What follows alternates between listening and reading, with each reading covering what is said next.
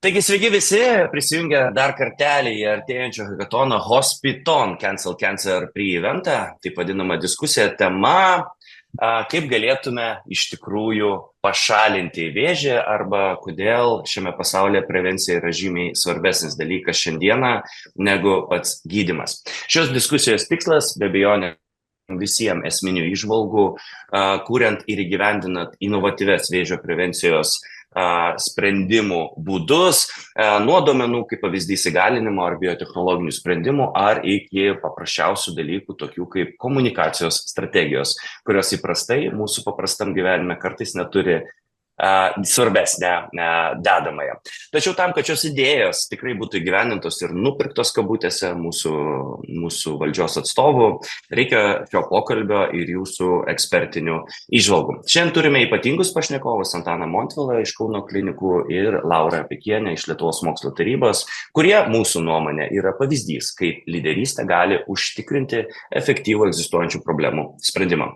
Tad šiame pokalbėje ir pasistengsime pasigilinti į jų patirtį ir kažko kartu išmokti.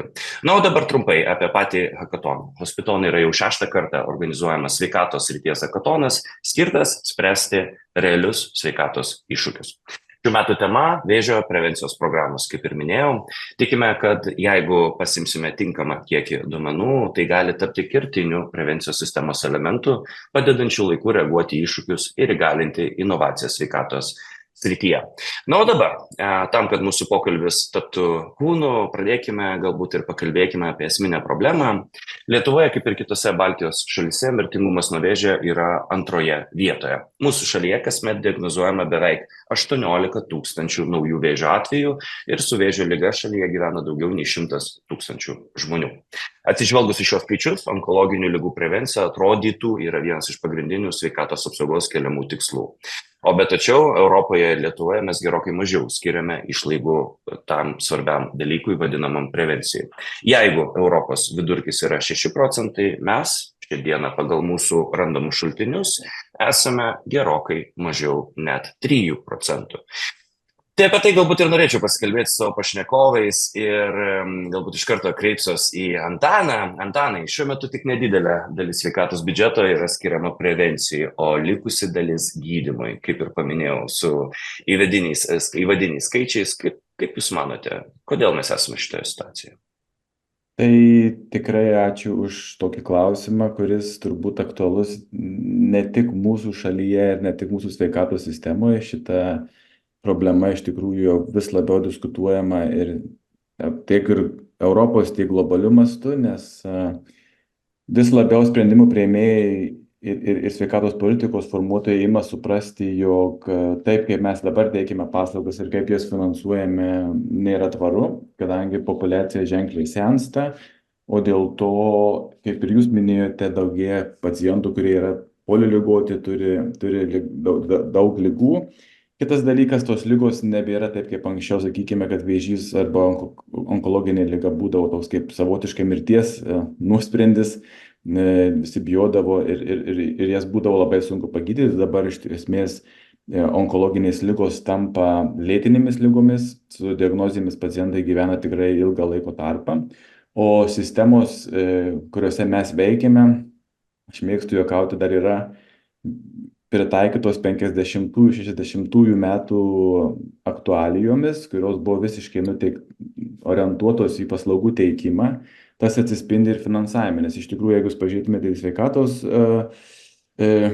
naudas arba sveikatos sukuriamą vertę, apie 70% sveikatos naudų iš tikrųjų ateina iš prevencijos ir sakykime, ilgalaikės priežiūros. Tik tai apie 30% tokių sveikatos naudų, kurias galima paskaičiuoti, ateina iš aktyvaus gydymo, ypač jeigu tie pacientai, sakykime, jiems reikia kažkokių aktyvių gydymo paslaugų.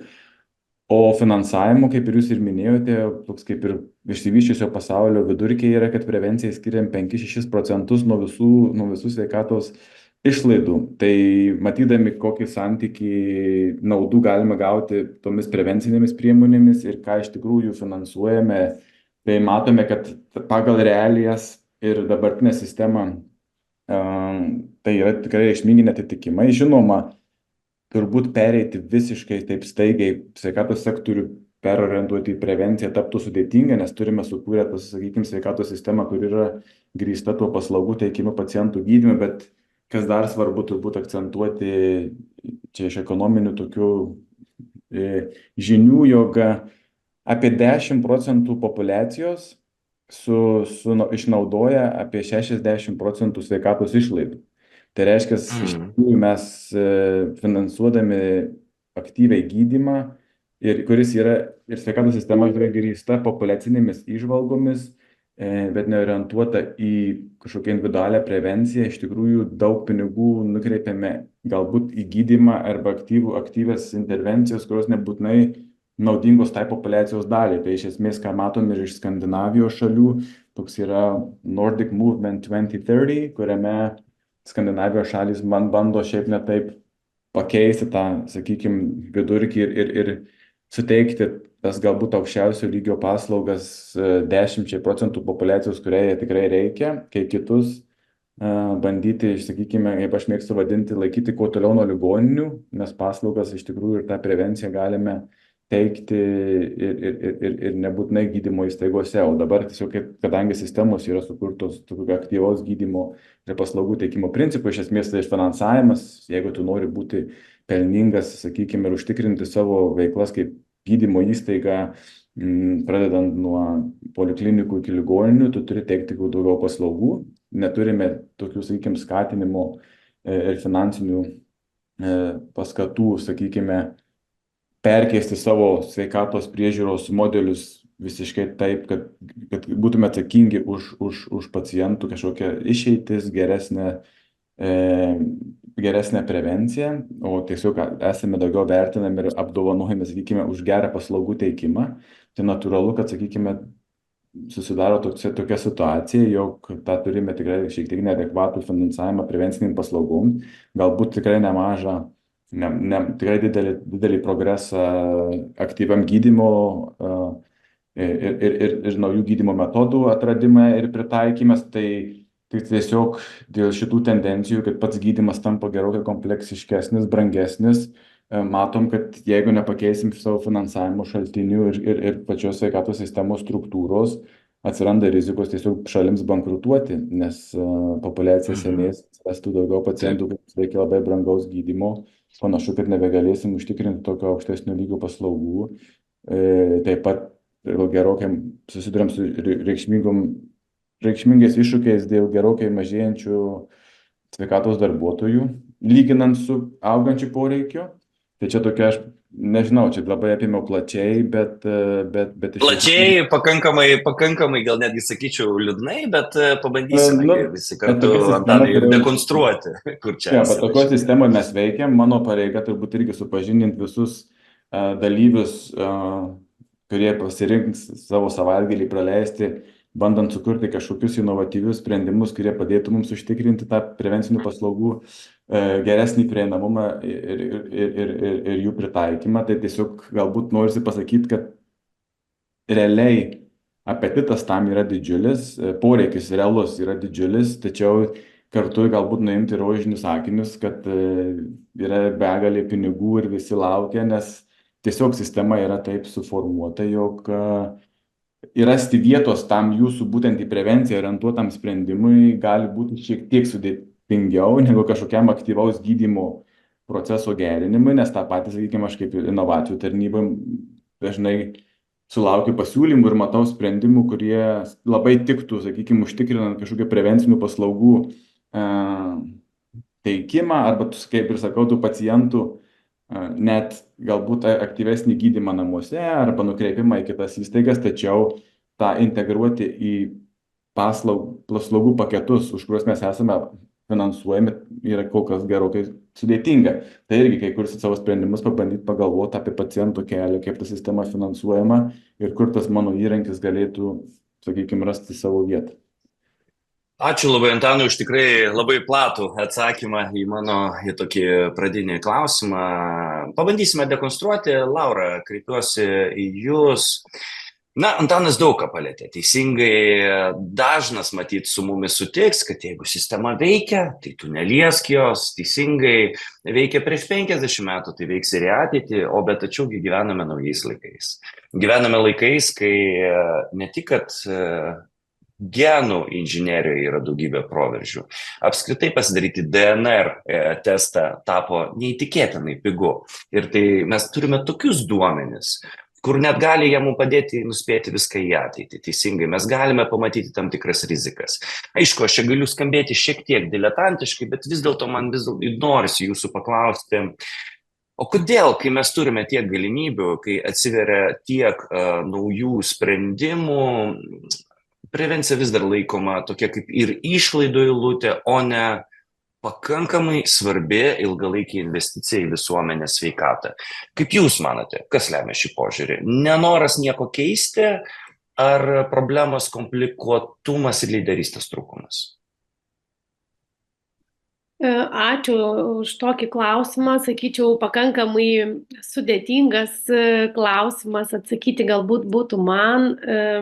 Aš pritarčiau jum, kad vis dėlto nepakankamai yra turbūt ir politinės valios prisimti atsakyti ir išspręsti tą prevencijos klausimą, nes šiai dienai aš pati kaip ES vėžio misijos nacionalinis kontaktinis asmuo matau, kad labai didelė dalimi vėl visos Europos mastu yra labai aiškiai tarp mokslininkų bendruomenės, tarp įvairių vėžio specialistų bendruomenės įvairiose šalyse.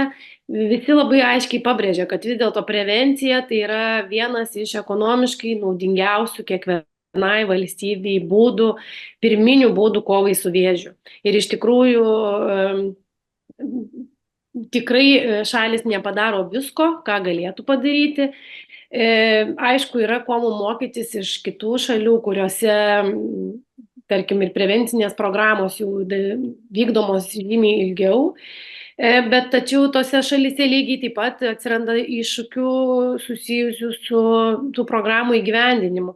Jūs palėtėt labai gerą klausimą, kad labai daug duomenų šiandien mes galime gauti ir iš tikrųjų duomenys yra vienas iš tų tokių kertinių dalykų būtent vėžio, kovoje su vėžiu. Tačiau vėlgi Europa šiai dienai nėra pasiruošusi apdoroti europinių mastų duomenis. Ir iš tikrųjų labai didelė dalis pinigų tiek prevencinių programų įgyvendinimo, tas sėkmės rodikliui parodyti, tiek ir kitų programų, gydymo programų duomenys yra labai labai svarbus. Tam yra kuriami europiniai duomenų bankai, kad šalis galėtų keistis jais, galėtų naudotis jais ir tos duomenys naudoti kovai su vėžiu. Nes iki šiol vėžys buvo gydomas, sakykime, nacionaliniu lygmeniu. Duomenys registrai, Lietuva irgi turi savo vėžio registrą, kuris yra kaupiamas jau, man atrodo, jeigu neklystų, nuo praeito amžiaus, nuo tarybinių dar mūsų laikų buvo tam tikrą laiką sustojęs. Tačiau tie duomenys, kad jais galėtume mainytis, kad jais galėtume kaip pasakyti, naudotis tinkamai ir gauti iš to tinkamą rezultatą, tai jo reikia suvienodinti, juos reikia tinkamai mokėti panaudoti. Tam ES iš tikrųjų skiria nemažą dalį pinigų, būtent sutelkti visas ES, tiek asocijuotas, tiek šalies narės, kad jos mobilizuotų visas savo pastangas. Ir už tai vėžio misija iš tikrųjų yra kaip atskiras toksai paramos programa prie Europos horizonto programos, kuriai labai aiškus tikslas yra iškeltas. Tai iki 2030 metų išgelbėti daugiau negu 3 milijonų ES gyventojų gyvybių. Tai vis dėlto... Super. Laura, nukeliausime tenais. Aš dabar norėčiau vėlgi grįžti prie Antano. Antanai, koks jūsų yra požiūris? Kaip mes iš tikrųjų...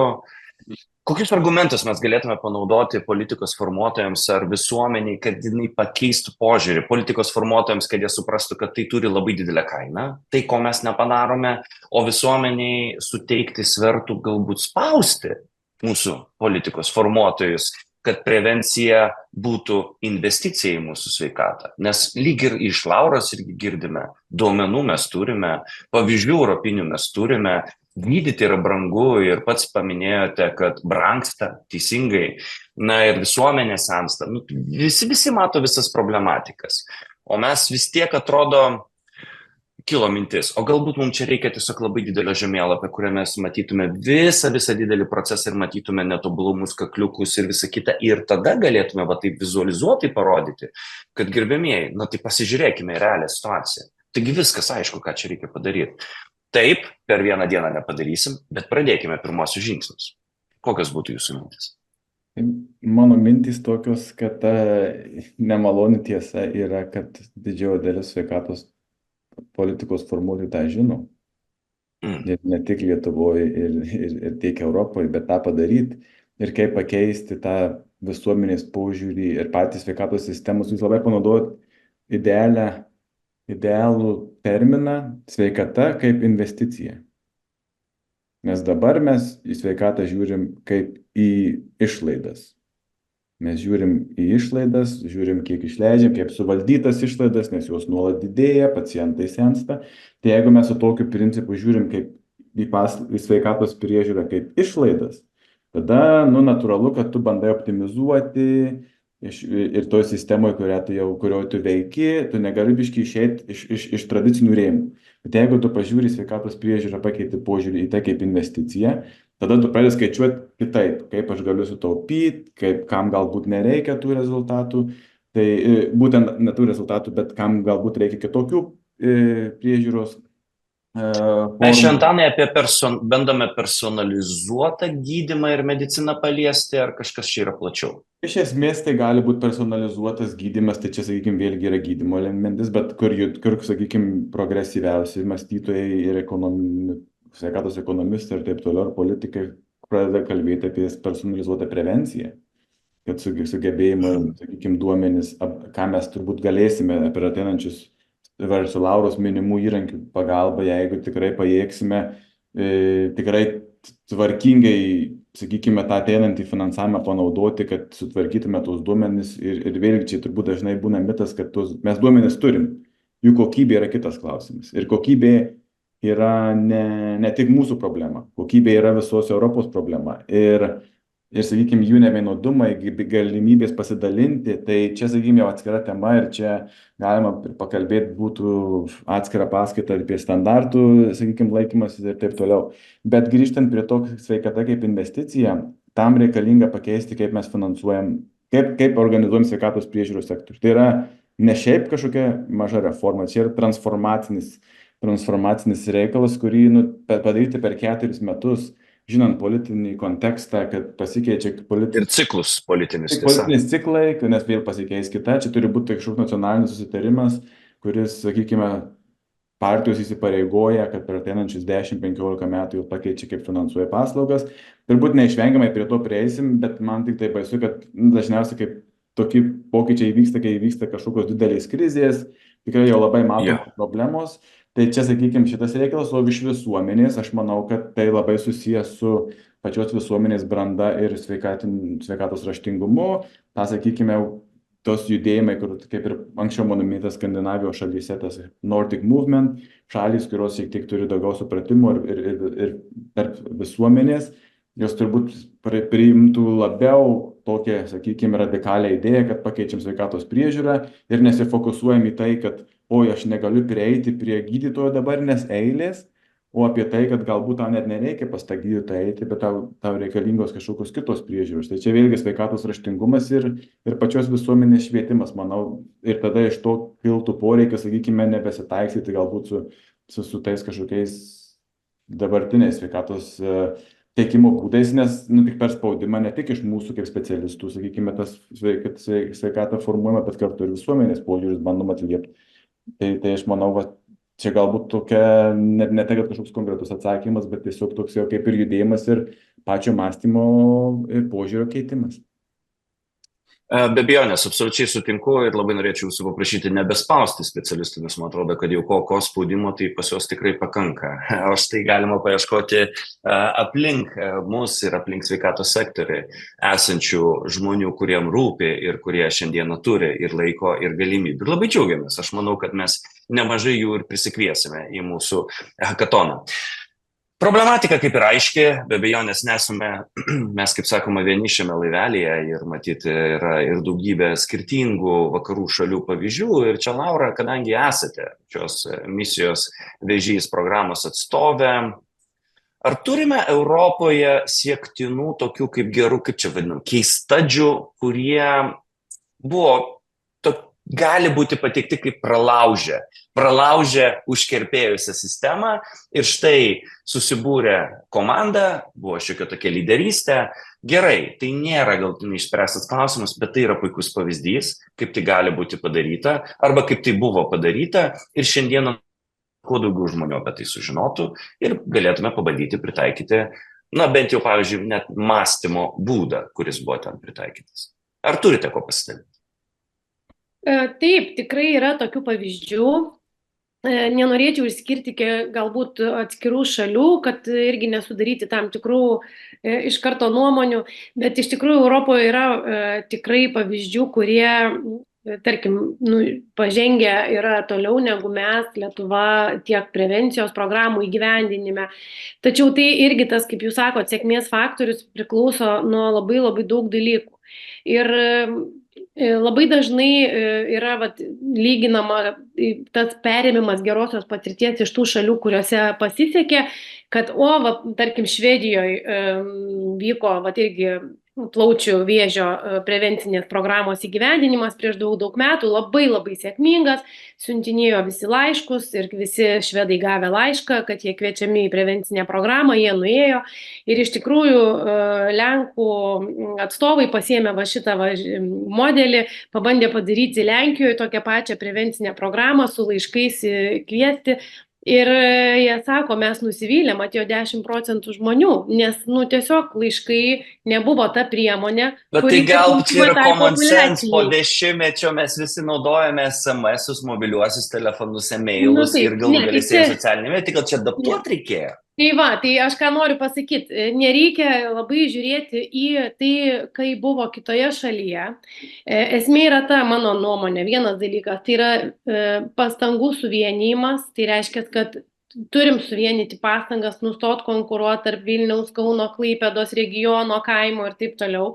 Visi esam toj pačioj kovoj su ta pačia problema ir suvienyje pastangas, suvienyje žinias, suvienyje mąstymą ir įtraukia kolegas, kurie supranta, kaip veikia visuomenė. Kaip jūs labai teisingai pasakėt, yra laikotarpis, yra skirtingos amžiaus grupės, yra skirtingos ligos, tarkim, stigmos, vadinkim, tarp lyčių, tarp amžiaus grupių ir taip toliau.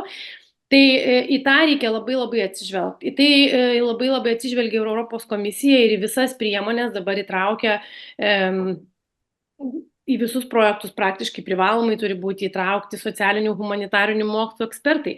Tai vieni, kurie skaičiuoja, aišku, ekonominį naudingumą ir žiūri per ekonominę prizmę, bet kiti, kurie žiūri, kaip pasiekti, vadinkim, tą auditoriją, kaip pasiekti tą pacientą. Ir labai pritarčiau ir Antano išsakytai minčiai, kad iš tikrųjų sistema, jinai gauna pakankamai spaudimo, jinai žino ir apie tą prevenciją, ir apie kokios priemonės yra ir kaip tą padaryti. Bet ir tiek ir mano pačios nuomonė, tiek ir pasidalinsiu Europos komisijos šiais metais, dar gegužės mėnesį padaryta analizė, kur, tarp kitko, ir Lietuva buvo viena iš tų šalių. Reikia įgalinti pirmiausia tai pilietį, pacientą, žmogų ir ugdyti jo tą raštingumą, sveikatos raštingumą. Mes kalbam apie gyvenimo įgūdžių programas, tai jau ten turėtų būti apie prevenciją, apie rūpinimąsi savimi ir apie svarbą dalyvavimo tokiuose programuose.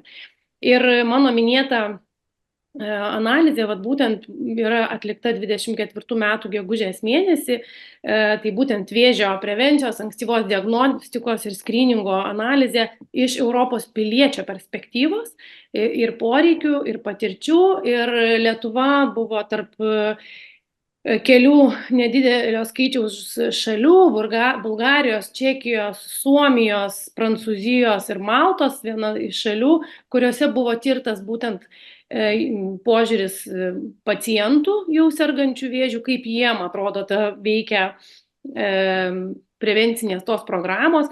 Ir priklausomai nuo amžiaus grupės, priklausomai nuo lyties, išsakyta labai daug yra problematikų, kad, tarkim, vyrus įtraukti bet kokias skryningo programas yra žymiai sudėtingiau negu moteris. Tai Bet tai, vėlgi Laura, yra... vyrai ir instrukcijų neskaito, tai vyrai Tai va, gimsta viską žinodami tai va, ir vyras, jeigu gali atsistoti iš lovos ir paeiti, tai viskas su ja gerai, kad čia kabinės, nu, čia biškai ranka taip. nutirpo, bet čia Tai būna. vat, ką aš noriu pasakyti ir jūsų hakatono šitiem dalyviam, ne? Kad iš tikrųjų, jeigu jie galvoja apie prevenciją, jie turėtų labai aiškiai pažiūrėti ne kaip, tarkim, politiškai, ar kaip ministerija, arba ligonių kasas paspausti vien tik tais, bet kaip paspausti visuomenę, kaip juos privers susimastyti, kad vis dėlto prevencinė programa skirta jiem ir jinai bus sėkminga tik tais tada, jeigu piliečiai joje dalyvaus, nes mes ir dabar turim daug programų. Šiandien, tarp kitko, skaičiau profesorės Vatierienės iš Lietuvos sveikatos mokslų universiteto apie žmogaus papilomos viruso prevencinę programą. Tai Lietuvos skaičiai, nu iš tikrųjų, jie yra labai nedžiuginantis ir atsiliekantis nuo pasaulio sveikatos organizacijos įvardintų rodiklių vos ne perpus. Tai, nu, aišku, tam tikra dalis tikrai turėtų būti ir medikų bendruomenės galbūt suaktyvėjimas ir įtraukimas piliečių, bet iš tikrųjų komunikacija, piliečių pasiekimas, socialinės įtraukties metodai, kaip skatinti būtent tų žmonių mąstymą apie save, raštingumą sveikatos. Ir tikrai yra įvairiausių priemonių. Jau vėžio misija daugiau yra galbūt skirta kaip moksliniam tyrimam ir šalių susivienimui, duomenų bazių steigimui, pacientų portalų steigimui. Tačiau tikrai yra begalė kitų tiek nacionalinių priemonių, tiek ES finansavimo mechanizmų tokiom pilietiniam iniciatyvom ir gerosios patirties perėmimui iš tų šalių, kuriuose jau tos programos veikia. Laura, sudominot, gerai, o jeigu yra piliečių iniciatyva ir jeigu yra, na tarkim, po hakatono yra grupė, komanda, kuri tikrai jaučia, kad turi tą sprendimą ir jis atitinka to gero sprendimo kriterijus, o kaip jie galėtų save profinansuoti? Nes aš, pavyzdžiui, atstovauju rizikos kapitalo fondą. Na, pas mus yra truputį kitokia strategija. Teisingai, mums reikia labai greitai augančio technologinio sprendimo, kuris tuo metu galėtų tą vertę auginti. Bet jeigu mes esame iniciatyva, ar yra tam finansavimų? Tai finansavimų tikrai yra.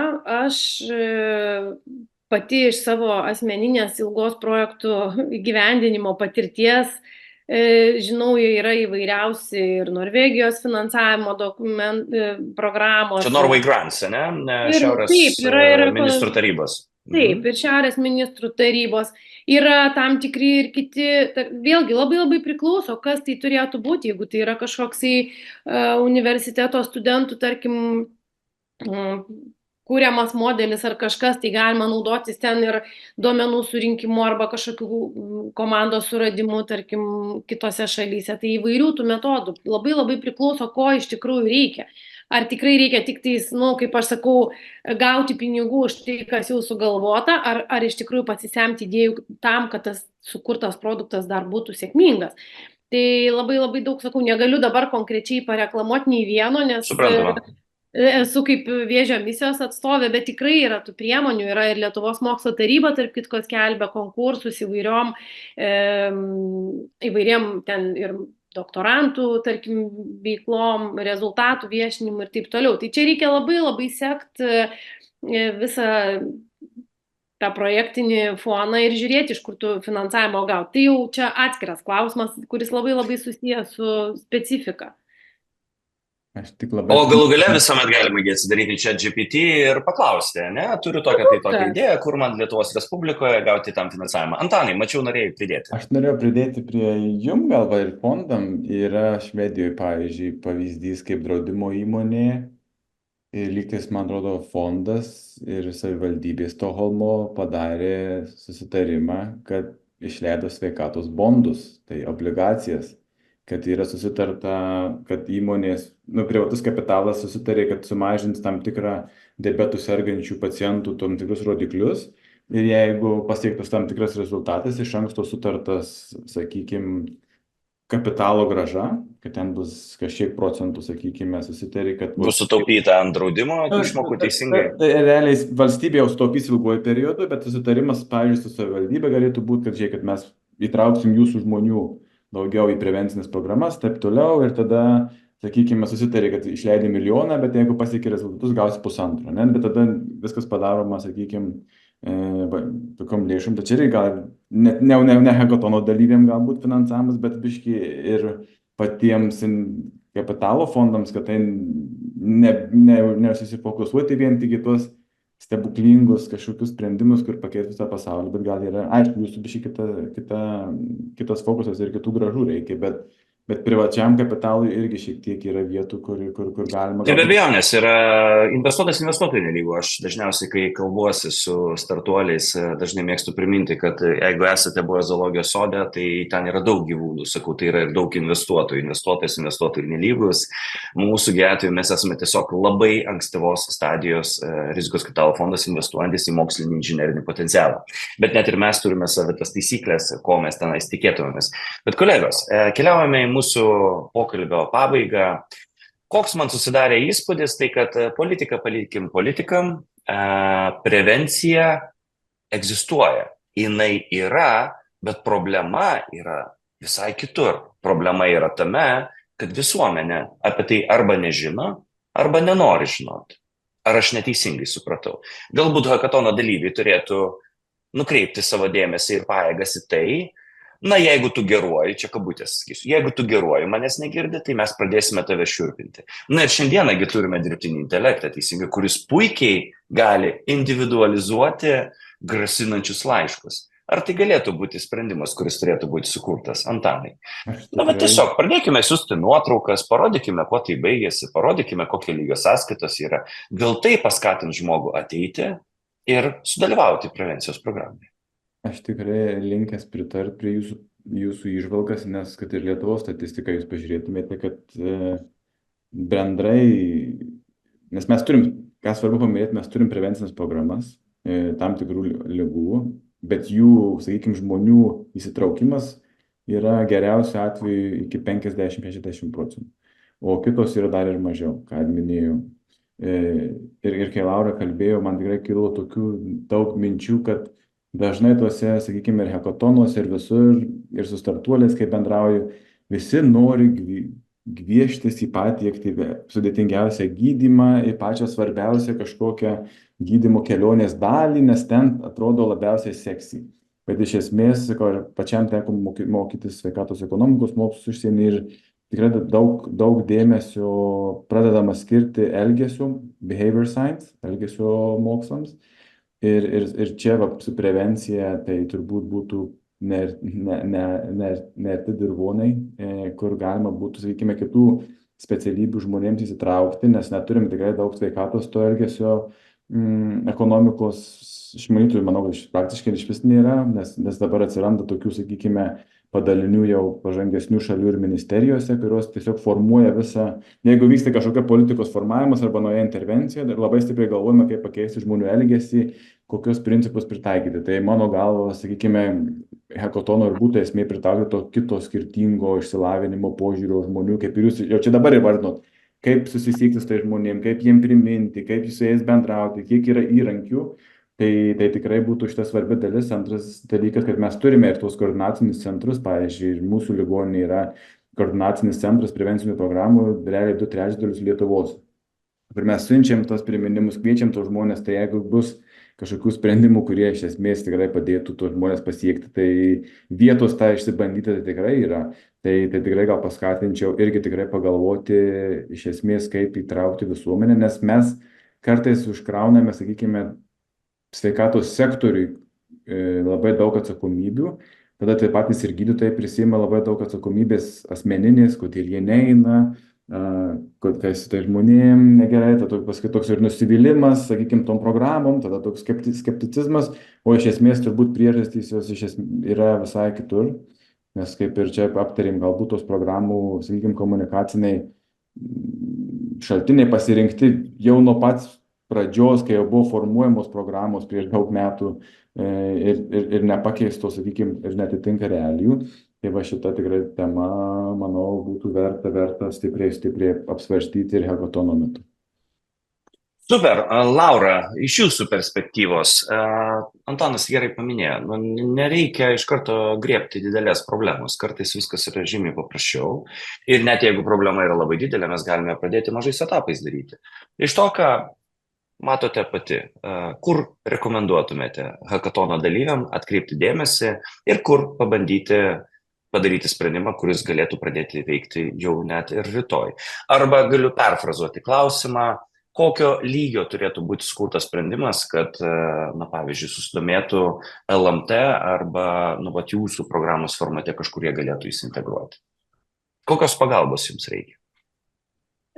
Pirmiausia, tai taip, nereikia pradėti nuo didelių sprendimų, galima pradėti nuo mažų. Ir iš tikrųjų, kaip ir Antanas paminėjo, labai dažnai net ir pats mažiausias sprendimas gali pasiekti labai labai didelį rezultatą.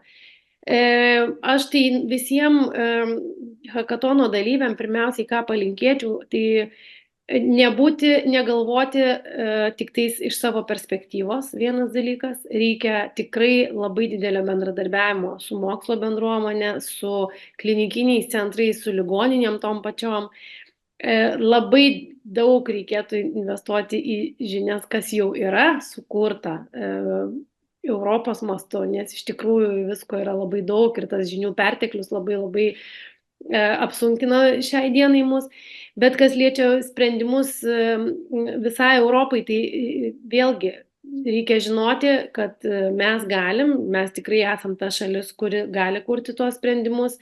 Net ir maži sprendimai tinka ir Europos Sąjungai, yra inovacijos priemonės, kuriuose, tarkim, technologinės parengties lygiai yra nuo 5-6, tai yra pakankamai maži sprendimai, tarkim, dar išvystyti, ne? Tai tikrai galima ateiti su tokiais sprendimais, tačiau Europos Sąjungos vėžio misijos pagrindinis kriterijus tai yra konsorciumai apimantis didžiąją Europą. Tai reiškia, kad reikia nebijoti, jungtis. Pas mus dar mes tokie esam, kad savo kieme, žinot, viską darom, bet iš tikrųjų ieškoti partnerysčių, nebijoti jungtis, nebijoti ieškoti partnerių užsienyje, skleisti savo idėjas. Aišku, intelektinės nuosavybės klausimai dar irgi yra aktualūs, kaip juos apsaugoti. Tai vėlgi reikėtų patiems išsiaiškinti, yra tikrai begalės būdų, bet tikrai kooperuotis su mokslu, kooperuotis su tais įgyvendintojais, kooperuotis su visuomenė išmanančiais specialistais ir tos bandyti ieškoti sprendimus tinkančius ne tik mum, bet tinkančius ir Europoje.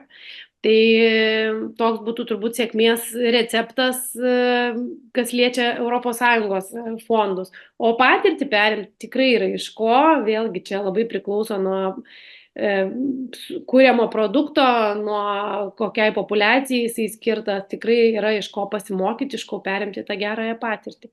Ir tikrai tam yra finansavimo, reikia tiesiog žiūrėti kūrybiškai, kurią sritį tinka ir atitinka kuriamas produktas. Na ir be abejonės, matyt, nesumeluosiu pasakydamas, Laura, kad galima visuomet kreiptis ir į jūs. Tiesa? Oi, visada. Nacionalinių kontaktinių atstovų darbas ir yra būtent toksai, kad informuoti visus potencialius pareiškėjus apie jų galimybės. Tikrai mūsų komanda susideda daugiau iš 18 asmenų. Kiekviena sritis, kuri patelpa po Europos horizontų, mes turime po 1 arba 2 net dedikuotus asmenis, kurie tikrai konsultuoja, vertina paraiškas, padeda apskaičiuoti biudžetus ir visa šita pagalba tikrai yra nemokama, jinai yra finansuojama iš švietimo ir mokslo ministerijos biudžeto, tai ta prasme tikrai visi gali kreiptis, mes nesam kažkokie konsultantai, kurie daug kainuoja, tai tikrai visada. Super. Na ir aš matyti iš savo perspektyvos labai gerų minčių jūs man, kolegos, sukėlėt. Ačiū Antanai už primintą behavioral science. iš tikrųjų mes labai dažnai pamirštame, kad žmogus elgiasi taip, kaip jis elgiasi. Ir nereikia stebėtis, kad jis taip elgiasi, nes jis tiesiog toks yra, teisingai. Bet tačiau mesgi gyvename pakankamai spalvingame komercijos pasaulyje. Visi turime mobiliuosius, matome reklamas, matome, kiek skirtingų kanalų yra ir matome, kad koks nors žmogus X sugeba sukurti produktą Y ir sukelti psichozę dėl jo. Turime gyvą velnę įtakos darytojų, influencerių vadinamų, tiesa. Jų eteris yra fantastiškas. Ir kartais, kai tiesiog iš tikrųjų apsidairai, matai, kad sprendimai yra, mums tiesiog reikia padaryti taip, kad apie juos visi sužinotų. Tai galbūt tai ir būtų dalykas, kurį rekomenduočiau mūsų klausiusių žmonių išsinešti su savimi, nusinešti į hackathoną ir pasižiūrėti. Iš kur gauti žmogų, kuris moka dirbti su duomenimis, iš kur gauti žmogų, kuris moka sujungti keletą šiandieną egzistuojančių technologinių sprendimų ir kur rasti Antaną, kad paklausti jo, kokiągi kategoriją pacientų pasirinkti dabar ir prasitestuoti. Ar jeigu mes kalbėsime jiems suprantamą kalbą, pagaliau jie išgirs, kad vienintelis dalykas, ko nori sveikatos įstaiga, tai išgelbėti tą žmogų ir suteikti jam galimybę gyventi ilgiau, negu jis šiuo metu stengiasi savo padaryti. Tiesa, Antanai? Visiškai taip. Ir kaip jūs labai gerai paminėjot, neužmirškim, kad sveikatos ekonomikos principais didieji socialinių tinklų bizniai padaryti. O mums reikia gal nusukti tą požiūrį iš to būtent prevencijos vietoje, ne į parduot, kad ar subscriptionas būtų kažkokiam produktui, bet kad subscriptionas būtų prevenciniai programai. Super, tai ką, jau visai netrukus Cancel Cancer arba išjungkime vėžį, aš pervadinsiu į lietuvių kalbą. O dabar man teliko tik vis padėkoti šiandienos pašnekovam, Antanui Montvilai, Laurai Pekieniai, gerbėmieji, ačiū Jums labai ir siunčiame linkėjimus užkadrinėme sektorėje sėdintėm Ingai ir Tomui. Ačiū Jums labai už šį pokalbį ir iki pasimatymo hackathone jau netrukus. Iki, ačiū Jums.